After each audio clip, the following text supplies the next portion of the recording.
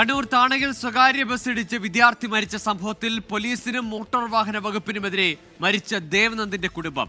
അപകട ദൃശ്യമുണ്ടായിട്ടും കൃത്യമായ നടപടി ഉണ്ടായില്ലെന്ന് ദേവനന്ദിന്റെ പിതാവ് ശ്രീജു 24 പറഞ്ഞു. ബസ് ജീവനക്കാരെയും ഉടമയെയും ജയിലിൽ അടയ്ക്കുന്നതുവരെ നിയമ പോരാട്ടം തുടരുമെന്നും കുടുംബം.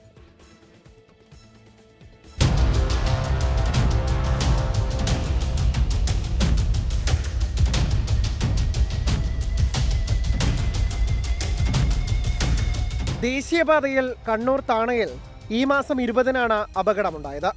ഗതാഗതക്കുരുക്കിനെ തുടർന്ന് പാതയുടെ ഇടതുവശത്ത് നിർത്തിയിട്ടിരുന്ന ദേവനന്ദിന്റെ സ്കൂട്ടറിന് പിന്നിൽ കൂത്തുപറമ്പ് കണ്ണൂർ റൂട്ടിലോടുന്ന അശ്വതി ബസ് ഇടിക്കുകയായിരുന്നു. പിന്നാലെ റോഡിലേക്ക് തെറിച്ചു വീണ ദേവനന്ദിന്റെ ദേഹത്തുകൂടെ ബസ് കയറിയിറങ്ങി. അമിത വേഗതയും ബസ് ഡ്രൈവറുടെ അശ്രദ്ധയും CCTV ദൃശ്യത്തിൽ വ്യക്തം.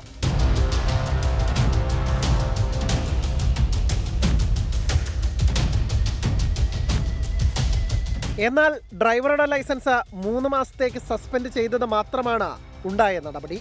ഇതിനെതിരെയാണ് മരിച്ച ദേവനന്ദിന്റെ കുടുംബം രംഗത്ത് വന്നത്. ഒരാൾ മരണത്തിന് ഇത്ര നിസാരവൽക്കരിക്കുന്ന ഒരു നിയമത്തിന് എതിരെ വേറെ എന്തെങ്കിലും വകുപ്പുകൾ ചുമത്തി തക്കതായ ശിക്ഷ ഈ പറയുന്ന ഈ ബസ്സിലെ എല്ലാവർക്കും, അതെന്ന് വെച്ചാൽ ബസ്സിലെ ഡ്രൈവർക്ക് മാത്രം ഉത്തരവാദിത്തമല്ല. ബസ് ജീവനക്കാർക്കെതിരെയും ഉടമയ്ക്കെതിരെയും ക്രിമിനൽ കുറ്റം ചുമത്തണമെന്നാണ് കുടുംബത്തിന്റെ ആവശ്യം.